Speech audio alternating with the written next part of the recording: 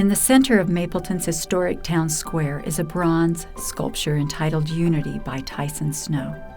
It represents a timeless story of a husband and wife toiling side by side, sharing each other's burdens, strengthening and encouraging one another. A strong wind pushes them from behind, representing life's abrupt or unexpected difficulties. For a brief moment, the work stops as the sudden gust hits. He drops the plow with one hand to stop his hat from blowing off. She leans her head towards his shoulder for support, shelter from the wind, and to keep dust from getting into her eyes. Her hand clasps the top of the seed bag so no seed is lost by the jarring elements. Eventually, they plan to harvest and enjoy the fruits of their labors together. My great-great-grandfather, Richard Lovell Mendenhall, was one of the first settlers in Mapleton. The story is told that he slept in the ditch overnight so that he could get first dibs on the section of land that he was going to homestead. So he was one of the first ones here. It's hard to go back, all the way back to when this story began.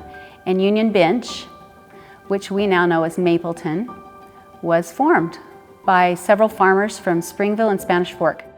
With faith in the law of the harvest, families first started coming to Union Bench in the 1850s, and a more permanent settlement was established in the 1870s. Nothing was here but raw, untamed land. No roads, no ditches, no water. They knew the only way to survive was to work together. Investing back-breaking labor, they broke up the hard soil, added important nutrients, and planted seeds. The seeds of strength for a strong community were planted by their shared struggle and reliance on each other, creating a pattern upon which future generations would follow. It's interesting, they had no spare cash. Everything was dependent on whatever they got from their cash crops in the fall. But this is a story written by Hannah Bird Mendenhall. Quote, "It seems it must have taken a lot of courage to face this situation of pioneering, this new country both for father and mother. The ground had to be reclaimed and irrigated perfectly before crops could be raised. Sagebrush had to be grubbed from the ground. I can remember as a girl, 10 years old, of sagebrush still growing in the fields. Father unfalteringly conquered the soil and made this waste desert blossom as a rose after years of hard toil." The problem with Mapleton, the only irrigation we had, when those first settlers started to come here, they had a little water out of Maple Canyon, but they had filed on some of the water from Hobble Creek. And so those old pioneers dug a ditch from Hobble Creek. It comes clear across the east bench of Mapleton and clear over onto the south, and they'd get the water every 30 days. But that was the way they initially started to farm up here. Mapleton still has rights to that Hobble Creek water. William too, he had been working as a mason, and he decided he wanted to get into farming and work for himself. So he came over here with his wife and the one child, and they settled an area, and they had a little one-room house with a cellar underneath it. So he started fruit farming. He wasn't doing ranching and that, but he was doing fruit farming. He did have some cattle that he was raising. And it was called Union because supposedly it was united. It just a united group in Springville that ran their place up here, and so they named it Union Bench. This was prime country up here for farming, and by about 1856, as I recall, they began to call this Union Bench and was settled up here just a few years after Springville was. It was all the United Order, like I think Brigham City, Orderville, and a lot of little towns in Utah were like that. They had sectioned off some land. They were able to get land from the federal government, a 160-acre homestead. And so, like Whiting's is from pretty much Main Street to the highway. I mean, it's big chunks of land. My great-grandfather was the first one that lived in Mapleton, Oscar and Mary Whiting. I know that they acquired land from the government in the early 1800s. My heritage, we have 4 generations. Brigham Young sent my family, Amos Sweet Warren, down to Mapleton to homestead, Mapleton and Springville area. Now that I look back at it, it was a pretty amazing accomplishments what these folks did.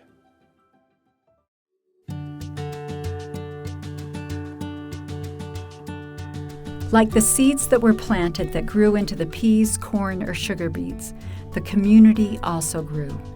Families came from different cultures and traditions, making their own contributions to a growing town. They needed and depended on each other as they worked at the pea viner, harvested sugar beets, or secured water sources. One family's success was often entwined with everyone else's success. Many demonstrated their commitment through civic service, often making difficult infrastructure decisions that would support the needs of a growing community. They became a community of neighbors working together to grow life-sustaining crops while building a thriving community. When I moved here, there were a lot of Italians. And the most that I shared water rights with and had pastures full of sheep were the John Bledgy and his family. And the Carnesecas had fruit orchards. And I was over to Carnesecas. I said, well, how did you guys end up in Mapleton from Italy? And he says, here's how it happens, Lee. We would come over and get jobs at Price in the mines. And some of the families even lived in tents, saving every penny. And so this is where they wanted to live as soon as they could buy land. And so they started getting together, and 5 or 6 of them would buy 20 acres here and 30 acres here. They like being here and they like to be part of this community, and they fit in really good, and many of them are still here today. Well, my grandmother, she immigrated from Italy.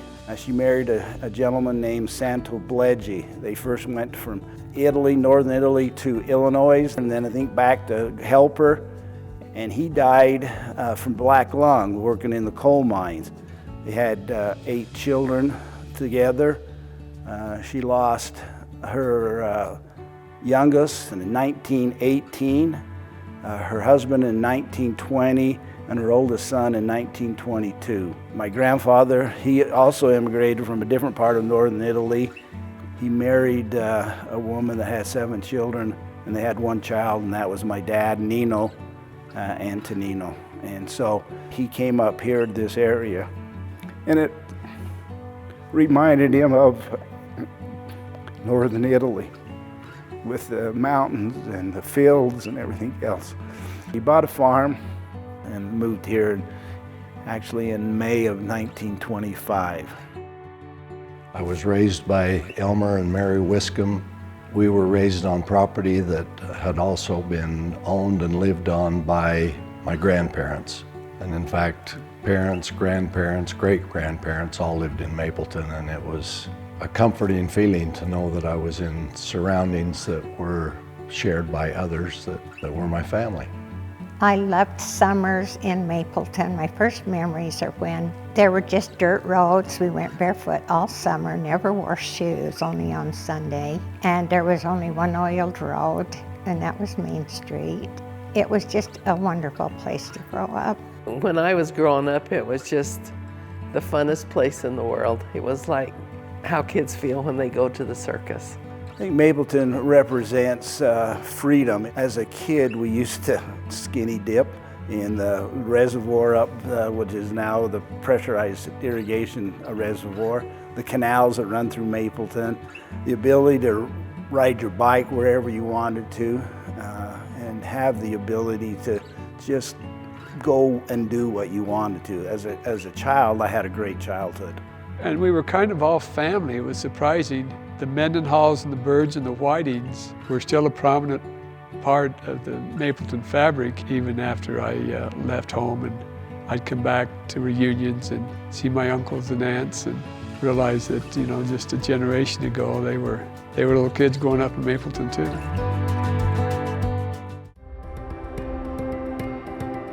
Our family, like so many families, was a farming family. Most of my friends, their dads were farmers. So our activities were kind of regulated by the weather and whether it was time to hoe the beets or hoe the corn or pick the cherries or whatever was happening. Whether it was sugar beets, the sweet corn, the peas, whatever, it took a group effort because so much had to be done so quickly. My dad was Elmer Wiscombe, and he was a hard working farmer. The only morning that we ever were up before he was Christmas morning. I got up every morning and put an hour and a half to 2 hours of work in before I even got ready for school. And that's 365 days a year because we lived on a dairy farm. And I had a lot of classes that were like farm mechanics and stuff at 8 a.m. in the morning. You know, normal school didn't start till 9. I had to get the chores done, milk the cows and feed everything, you know. And then I'd run up the house and slide in the tub, get out, dry off, put on my school clothes. My mother would hand me an egg sandwich on my way to school. And that's the way I went most of the time. We had a quarter mile to get to the school bus thing, and a lot of times we ran it. And I was really good in the 440.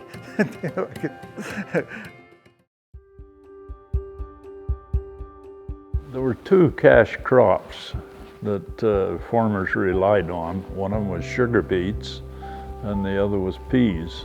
They built a viner over on 800 South and about 1200 West, and it was the largest viner in Utah at the time. And the interesting thing about peas is, of course, there's a short time frame to get them done, and so there was a field manager that told us when it was time for ours to go, and he would tell us which days and what times we were to be to the pea viner with our loads. Oh, the pea viner was a great place, and I remember we would help with the pea vines after the peas were put through and the peas were taken off, and I used to be up on the trumping it and making sure that pea vines that came through were stacked, and we just built it up as it was done. It was not a wonderful job, but it was a job. That's what we did. We were hard workers. I remember as a kid we used to, something to do, we'd go over to the pea viner, and some of that pond that they had would get a crust on it. The game was to see who could run across the crust without breaking through. No one ever made it. Along the north side of the bench here in Mapleton had been settled by people who had come here from Italy. Good people, good friends. They were the fruit farmers. They developed great orchards over there, peaches and apricots and a lot of cherries. Early in the spring, we would pick cherries. And the Karnasukis had an orchard. And they would come and gather up the kids that were going to pick. I was one of the kids that would get in the back of the truck, and he would haul us to his orchard. We'd pick up a ladder and we'd pick out a tree and we would start picking the cherries. Now this was the money maker for us. We were able to make 3 cents a pound, and if we were working hard, we'd get 100 pounds. That was a good day. So that's $3 we made. We raised sugar beets, and we probably, a typical year, we probably had about 15 acres, I would say, of sugar beets. When they were first growing, of course, the first thing you had to do was thin the beets. As soon as you got them thinned, you had to go back through it with a hoe and catch any doubles that had been left and hoe out any weeds. Then they'd cultivate them and water them. Then you hoed them again to get rid of any weeds or grass. Then came the job of harvesting them. And that was another community effort because it was a heck of a job to harvest those beets by hand. Every person had a knife that was similar to this. This one happened to be my dad's, and he put a little wrist thing on here so that he could put this on here and secure this to his wrist so it was more secure. But this knife is sharp, and of course it has the point on, and they would just catch the beet and pull it up and put it over their knee and cut the top off. And then they'd throw the beet on a pile. The last sugar beets I remember was a farmer by the name of Ned Larson, who had some, and he didn't get them out as early as he would like to have done. And I remember we had at least 20 guys over there to help him get his beets finished. They got frozen in, the ground froze, and you had to run them up onto a platform and be up there to beat the frozen dirt off from them, because you couldn't haul that much dirt down to the sugar factory. It was the whole community that came. There were 2 threshing machines in Mapleton. One of them was owned by Ralph Harmer and the other one by Fred Jensen. And they used to kind of share the work. Well, that was a big event when the thresher came. All the kids in the neighborhood came and watched them set up the thresher. It was always in the same place every year in a person's yard. Well, it took around a dozen people to do the threshing. You had 3 wagons and guys handling the grain. And the wagons, it was a team of horses and a wagon, and it'd take 3 wagons. So usually the farmer that they're thrashing his grain, he would have a wagon and have 2 neighbors that would come, and then when it was their turn, why, he'd take his wagon and go help them. And the same with the bundle pitchers out in the field that loaded the wagons. Yeah, the old threshers, it was just before my time. I remember it, but it's kind of faint. My father was Paul M. Jensen.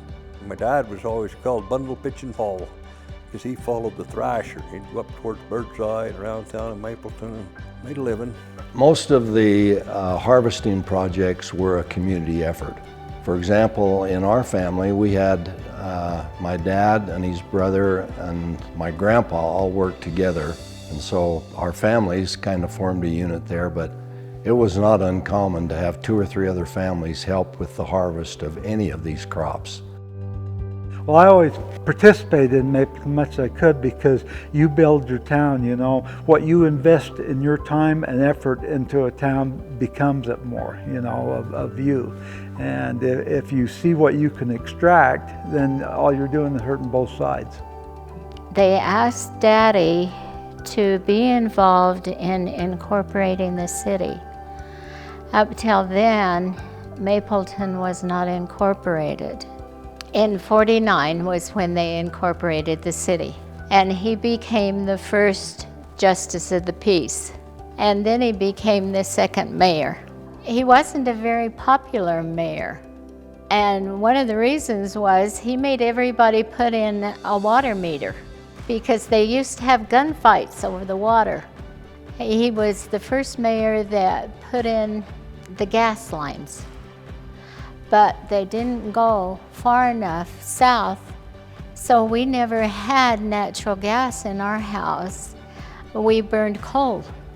My father's grandfather bought the property that I grew up on, so it was in our family for a long time. My dad really loved this area. He had a real sense of the town and what was good for the town, and he was on the city council for a few years, and so it was home. It was foundational.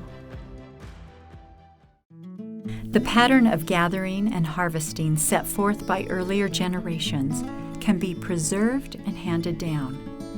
Today's community of neighbors is the heritage left to us by those who came before. The fertile fields upon which our ancestors gathered look different today. We make memories gathering at the sporting fields, the pickleball courts, church functions, concerts at the park, or at the farmer's market. Our ancestors gathered at the Holly store, building the White Church, celebrating the 24th of July, or flying down the sled hill. The field is different, but the harvest is the same. I thought a little bit about what what was in existence for businesses in Mapleton, what people did besides farming, because so many were involved with farming. And there were some other things that people were employed by, but we had 2 blacksmith shops, the Jividens and Welby Warren. They both had a blacksmith shop, and they were right by each other, really. Yorth's had a fabrication shop. Then there was like the Holly store and a Harmer's Market. And that was about the extent of commercial operations in Mapleton. My relationship to John Holly is that he is my dad's brother. And they were born in the family home here in Mapleton. There were 2 girls and 6 boys. And so John was a big part of our lives because he had a service station here with a candy counter, and he gave enough candy away to float a battleship, I think. When I think of Holly's service station, that was almost an everyday stop because it was kind of a grocery store, but more of a convenience store in our gas station. He was a jolly old fellow that ran the store. He trusted everybody. I think he had a charge account for everybody. I know there was never a bill sent to anyone. He trusted them to pay their bill when they had it. When my dad and I would hunt pheasants, we always ended up at John Holly's store. He had a big freezer in the back. It was full of ice and bottled drinks. People came there from everywhere, and John was just absolutely wonderful to everybody. Everybody loved John Holly. The part about the community that's really important is that when people serve together, they learn to love each other. You get past all of the little criticalness and the pettiness, and you realize when you serve together how much you have in common and how much you care about each other. So serving and working together is really important.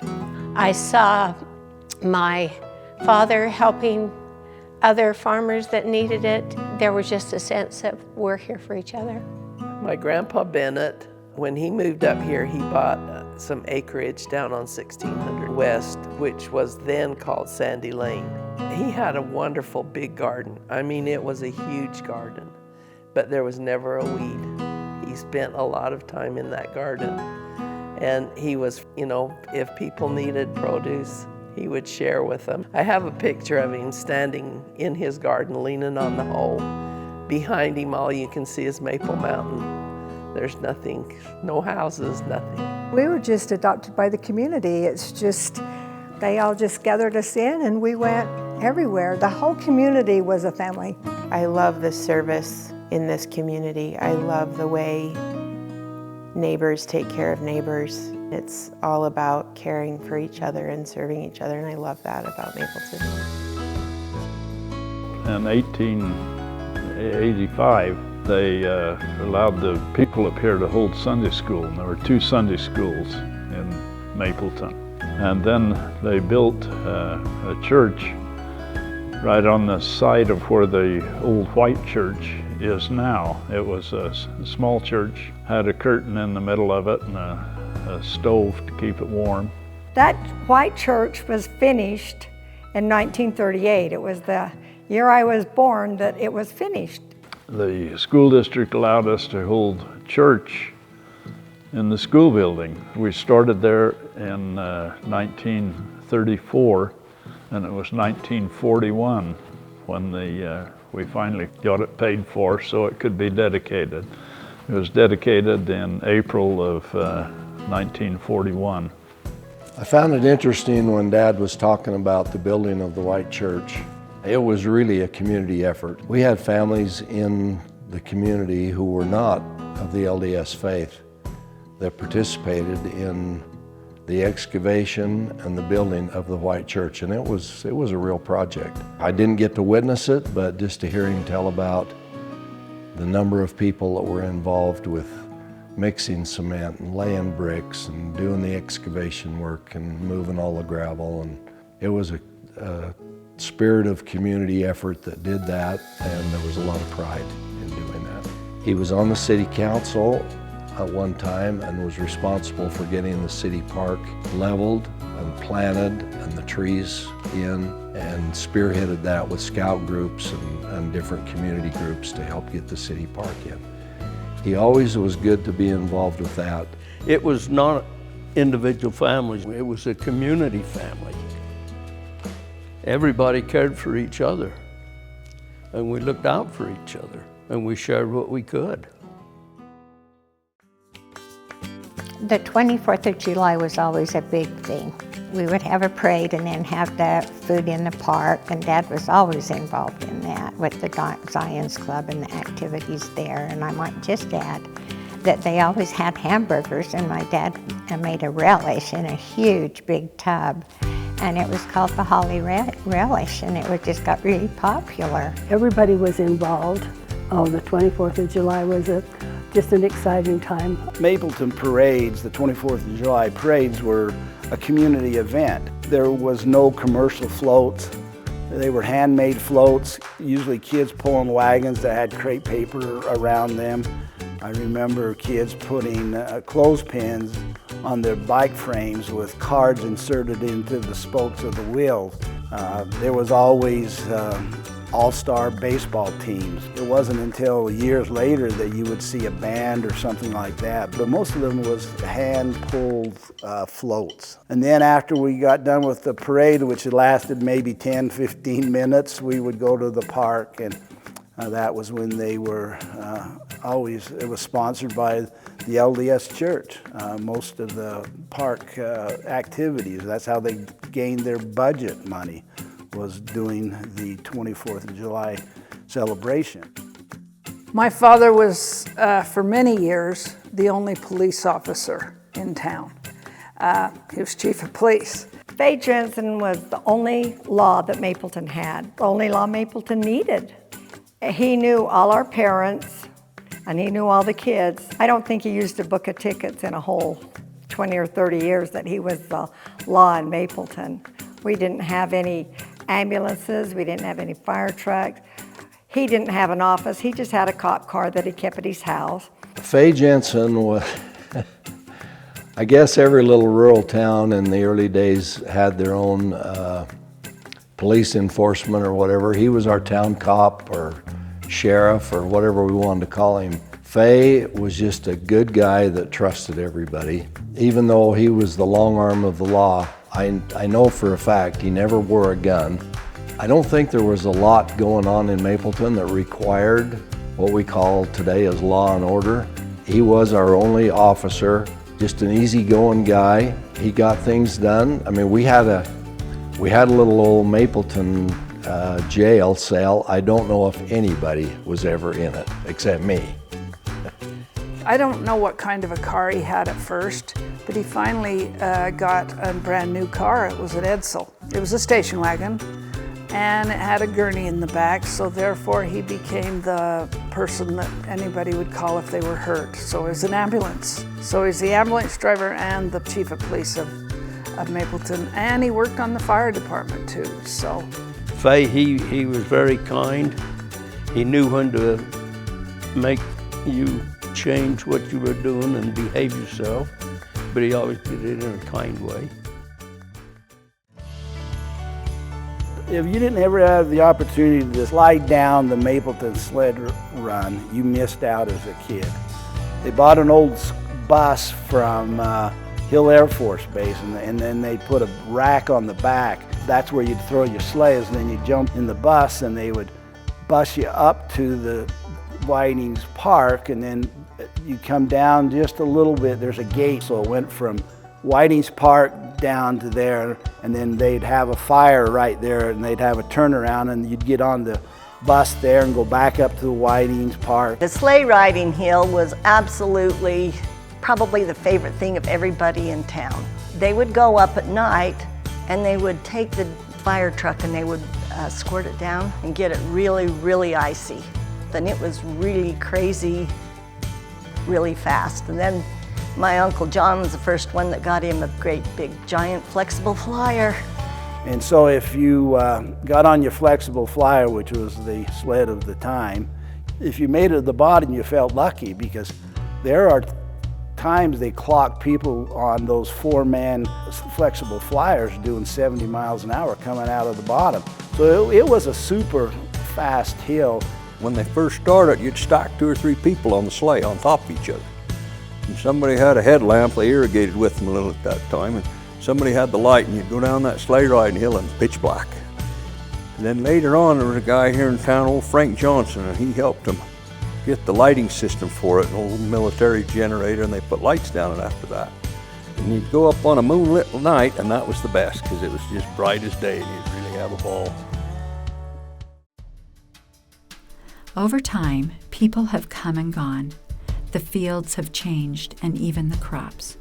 But the harvest will remain bountiful if we can sustain our unique heritage of service and sacrifice. What our children produce may not look the same as what our parents produced. So long as we preserve the community of neighbors, we will continue to nurture talent and innovation to shape the future. If I were to sum up one word that describes Mapleton to me and what drew me here, it's definitely heritage. There's roots here and an invitation to put roots down. Mapleton represents to me an ideal place to grow up and to raise a family. And I've often thought, as I've got a little older, I wish that my kids and my grandkids had a lot of the same experiences that I had growing up. Oh, you know, Mapleton represents change to me because that's all it's done since I've been here, and it's still changing. It was a great place to live. It was quiet, it was peaceful, it was a safe place to be. The environment was great. We let God take care of the climate and the global warming and the season changes, and we loved all of that, and we were happy. It was a good place.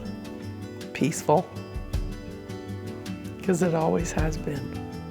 The people here loved each other. I mean, you had to be good because everybody knew you know, and knew who you belonged to. I can honestly say that it hasn't changed in that respect. I think that the people of Mapleton are just friendly people. Whether they've been here a long time or the ones who are relatively new, I would say, they can sense that. And there's just something about it that makes it a friendly place. And 27 years ago when we moved here, it was a lot smaller, but I still feel like there is a sense of family within the community here. People look out for each other and are very willing to help each other and serve where they're needed, and there's a lot of love in this community. Well, I'm going to be 70 years old in a couple of weeks, and that's how long I've been in Mapleton. I've seen a few changes. I'm thankful that my great-great-grandfather was some of the first settlers here, and the changes that have happened since that have been enormous, and I love Mapleton, and I like to share Mapleton with other people. It's a good place to live. It's been wonderful to think about how my children have grown up here, how they've got these lasting relationships with people who are still here as well. They come home and they say, it's so changed, and yet it's exactly the same. I've lived in Mapleton a total of 75 years out of my 82 years. So I've been here for a long time, but we built our home there 54 years ago, and that's where we raised our family, and that's where we watched all these changes that took place, progress. With that progress and with all those homes came some beautiful people that I would have never known had we not progressed to that point. I'm very proud to be able to say that I'm a third-generation Mapleton person that is still able to live here because of the development that has happened. I don't love that Mapleton is so big anymore, but I'm grateful that the development has taken place, because if it hadn't, I wouldn't be able to have a home here. Mapleton's always been a good place to live. There's a good spirit and good attitude here. And fortunately, that's been carried forward with many new people that have moved in. I think they've picked up that spirit. When you're from Mapleton, you just can't get away from it. I hope that the new generation, and even my generation, can appreciate the sacrifices and the fortitude that it took to build this city and make it what it is today. And even though maybe it's growing a little faster than what some of the older residents prefer, I think it's only a credit to them that so many people want to live here because it is such a great place to live.